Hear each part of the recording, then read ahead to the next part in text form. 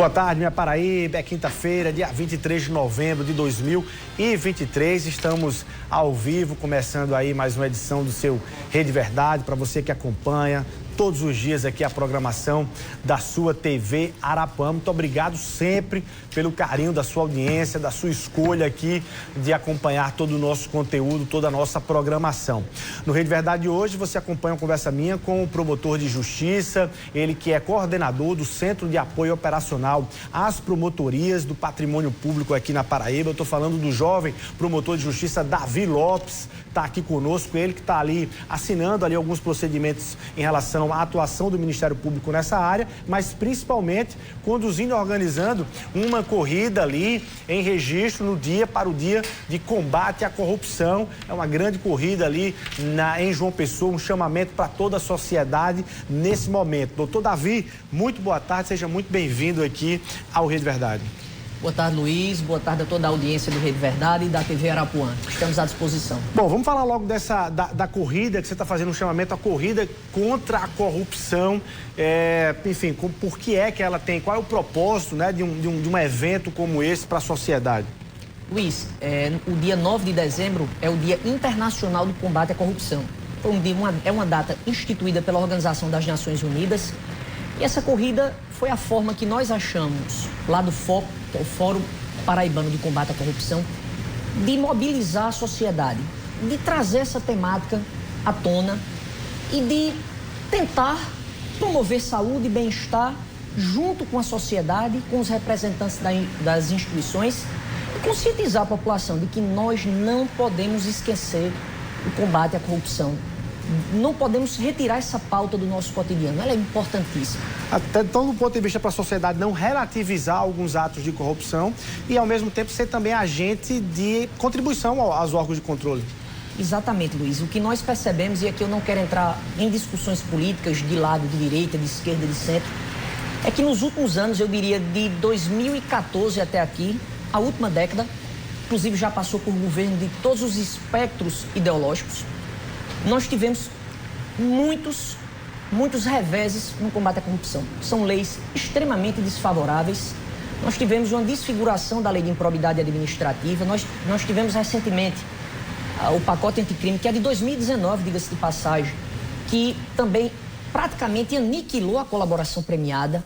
Então, se nós pararmos aqui, nós tivemos o COAF, que foi praticamente esvaziadas suas atribuições, que era um órgão que ajudava demais os órgãos de controle. A lei de abuso de poder, do ponto de vista... Exatamente, a lei de abuso de autoridade. Então, são vários diplomas que, de maneira sistemática, vêm sendo adotados, sobretudo pelo Congresso Nacional.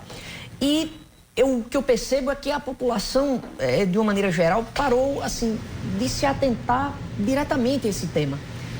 Passamos por uma crise econômica devastadora, tivemos uma pandemia e meio que a gente relegou ali para segundo, terceiro plano. Depois a gente reacende essa temática. Eu acho que esse é o momento, essa é a oportunidade de a gente trazer de novo essa cimentinha aí. Para além de bandeiras políticas e para além de... É algo pela sociedade. Muito além de bandeiras políticas. A corrupção é uma temática que nos acompanha, infelizmente, tristemente, desde o descobrimento desse país. Então já temos 500 anos de uma história pessimamente contada. Davi, você está falando do ponto de vista de retrocessos legais no combate à corrupção. Alguns debates, eu citou aí alguns instrumentos legais que, enfim, impedem, atenuam ou intimidam nessa atuação. E do ponto de vista estrutural, dos órgãos de controle, os ministérios públicos, qual é a leitura que se tem hoje no país? Também há um retrocesso na questão de recursos humanos, na questão de tecnologia nesse sentido, ou não? Sim, Luiz. Só para voltar àquela temática lá dos reveses que nós passamos. Tivemos a PEC 05 do ano passado, que por pouquíssimos votos, coisa de uma dezena de votos, não foi aprovada.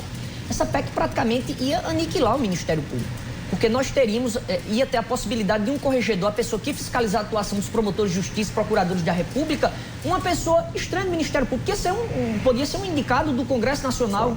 Então, anular, perseguir. Então, do ponto de vista estrutural, há muito a se fazer ainda. Mas o pior é o clima, é o sentimento dos integrantes, o sentimento de receio de retaliação. Então, o que nós vimos há uma década, volto a dizer, uma década que passamos aí por governos de todos os espectros ideológicos, não é de um governo A, B ou C. O que nós vemos é de uma década para cá, o combate à corrupção sendo, infelizmente... E aí, doutor Davi, é uma questão cíclica? Ou seja, a classe política passou a acusar os órgãos de controle, os ministérios públicos em especial, mas também, enfim, a Polícia Federal, entre tantos, de extrapolarem nas suas atuações. E com base nisso, chegou um momento que a classe política disse, vamos reverter essa situação, e aí começa a adotar essas atitudes. É cíclico isso do ponto de vista das relações e das atuações dos poderes? Sim, Luiz. Se tiveram abusos, e eu não estou aqui defendendo, não estou dizendo que não possa ter tido alguns abusos, pode sim, eventualmente ocorrer alguns abusos, eles devem ser responsabilizados pontualmente naqueles integrantes que perpetraram essas ilicitudes. O que não podemos é penalizar toda a sociedade, que a sociedade é que fica penalizada com esse afrouxamento, digamos assim. De tudo. Isso. Bom, então a corrida é um chamamento também para isso, para entender, quem quiser participar está aberto, como é isso? Exatamente, quem quiser participar será muito bem-vindo, para que tome parte dessa luta conosco, que eu digo, Luiz, com muita frequência, um país, uma nação, uma nação verdadeira, ela não é construída de cima para baixo. A gente não pode esperar que um líder, um presidente da República, uma autoridade pública vá lá de maneira mágica e conduza aquela nação para um primeiro mundo, para uma nação ética, íntegra. Não, ela se faz de baixo para cima. A partir do momento que a sociedade tomar consciência de que pequenos erros não podem ser admitidos, que é aquela corrupção do dia a dia, que é um sinônimo, sim, de injustiça, que é um furar a fila, que é um colocar numa vaga não permitida, que é você tirar um proveito ali de uma coisa que não é sua, que você achou, não devolver ao verdadeiro dono, que é tentar sempre ir pelo atalho e não pelo caminho correto. Tudo isso concorre para que não tenhamos um país que nós sonhamos ter para nós e para nossos filhos, nossos netos. Porque é cultural. Se deixar. Cultural, exatamente. Então, a partir do momento que a gente mudar essa cultura, automaticamente a classe política vai ter que se renovar. Porque a política, ela acompanha o movimento social, isso é fato. E aí tem um trabalho de conscientização, de educação já na primeira infância, digamos assim. É um processo para começar desde criança. É um processo para começar desde criança. E as nações que prosperaram nesse sentido, que eram nações que tinham índices extremamente negativos, como Coreia do Sul, e conseguiram reverter essa situação, foram nações que investiram na base, na educação, na consciência da sua população. Agora, doutor Davi, dentro desse combate à corrupção, a gente que acompanha um tanto quanto o trabalho do Ministério Público, enfim, das polícias, em alguns casos, não em todos, mas há um sentimento de frustração com a atuação, porque dos membros do Ministério Público de certa forma, achar que está enxugando gelo. Ou seja, de estar atuando ali, e aí vê um problema ali, coloca aquele problema, e aquele problema assim, com vários recursos, várias defesas. Aí não quero debater a história do princípio do direito da defesa, mas assim, não anda. Há um sentimento de impunidade que dá a sensação de estar sempre enxugando gelo para vocês que estão ali na luta do combate à corrupção. É isso mesmo? Quer dizer, tem essa realidade também? Infelizmente tem, Luiz. São ações extremamente complexas e aqui a gente pode retratar. É um custo investigativo imenso, um esforço investigativo imenso para você descobrir, desvendar um delito de corrupção. Imenso, porque são provas técnicas, são pessoas que não cometem corrupção na luz do dia, não chamam testemunhas, são pessoas extremamente qualificadas que têm um aparato contábil, um aparato financeiro grande e eles fazem tudo para encobrir esses atos. Nós gastamos muita energia descobrindo. Ao se descobrir, ajuizamos uma demanda no Poder Judiciário. E aí nós temos que aqui no Brasil, que é uma deturpação, um absurdo, sem precedentes, nós temos 4 instâncias. Vai para o primeiro grau, o juiz, digamos que o juiz deu uma sentença condenatória, ele recorre para o Tribunal de Justiça, ou o TRF, confirma-se a condenação. Vai para o STJ, confirma-se. Ainda temos o STF, que é uma corte de 11 ministros, responsável por rever todos os processos criminais, direto ou indiretamente, de uma nação com 205 milhões de habitantes. Isso não existe, isso não tem lógica, não tem paralelo em canto nenhum do planeta. Está na Constituição. Está na Constituição. Então ela se tornou uma corte de sobreposição recursal, que não existe isso. Era para ser uma corte constitucional. Ponto.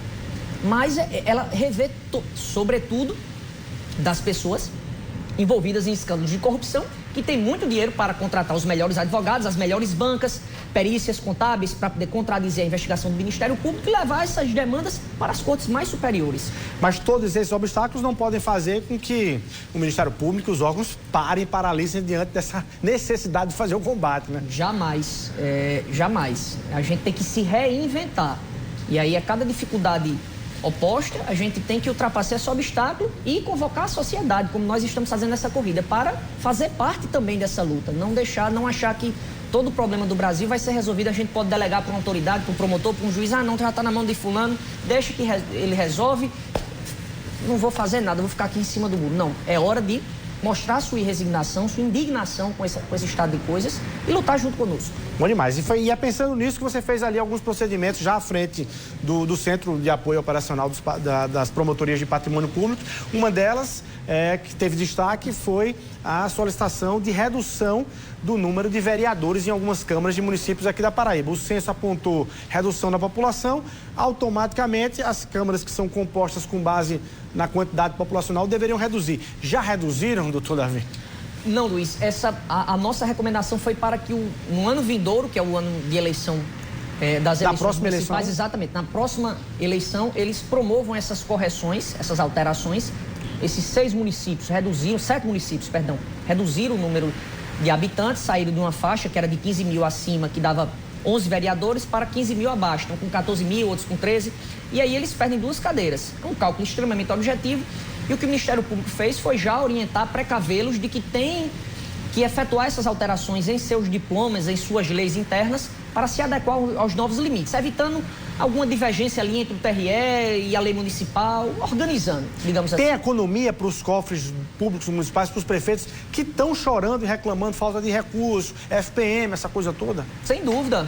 Você tira 2 cadeiras ali, são custos que vão ser abatidos do orçamento do município e ficarão para uma destinação social, para uma política pública, pode ser na área da saúde, da educação, e vai caber a discricionariedade do prefeito. Doutor Davi, a gente falou aqui, os prefeitos estão ali nessa dificuldade financeira, pelo menos alegam isso, e vão tomando, você falou ali, tem sempre um jeitinho, a gente tem que evitar a história do jeitinho e tal. E tem sempre alguns jeitinhos que os gestores encontram para... Bom, se intencionalmente, se não é para burlar a lei, com má intenção, mas de conseguir se ajustar, ou mal intencionados mesmo. E o que você tem destacado avaliando as prefeituras e as gestões municipais, que são caminhos ali que, mesmo sendo jeitinhos, não se adequam ao nosso arcabouço legal? Tem vários, Luiz. Assim, eu destacaria um que é esse fenômeno recente agora chamado pejotização.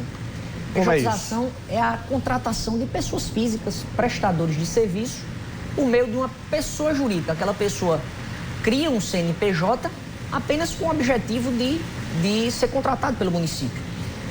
Na ótica do Ministério Público, aqui na ótica do Centro de Apoio, é um procedimento ilícito. O Tribunal de Contas recentemente se pronunciou em relação a Patos, disse que era um procedimento ilícito, estabeleceu prazo para corrigir essa situação. Por quê? Porque é extremamente vantajoso para o município e extremamente prejudicial. Porque se fosse vantajoso para o município e não tivesse prejuízo para o servidor, jamais o Ministério Público ia colocar obstáculos, mas extremamente prejudicial para os servidores. Porque precariza a relação. Precariza ao extremo. Você tira férias, 13º, você tira a folga semanal remunerada, você tira adicional noturno, os direitos básicos de qualquer servidor, de qualquer pessoa que... Além de ser um drible do concurso? Além de ser um drible no concurso, um drible na inacumulabilidade de vínculos públicos, porque você não tem como controlar uma pessoa jurídica, você controla a pessoa física, sabe? Que ele pode, no máximo, 2 vínculos, deixa ser aqueles acumuláveis lá, professor, médico, pessoas da área de saúde. Quando ele cria o CNPJ, em tese, é uma ficção jurídica que ele teria uma vida própria, o CNPJ. Então, você não consegue mais fiscalizar. É um drible também no limite de gasto com o pessoal, porque você sai daquela rubrica de gasto com o pessoal e coloca em outro tipo de gasto. Então você dribla vários dispositivos da Constituição Federal.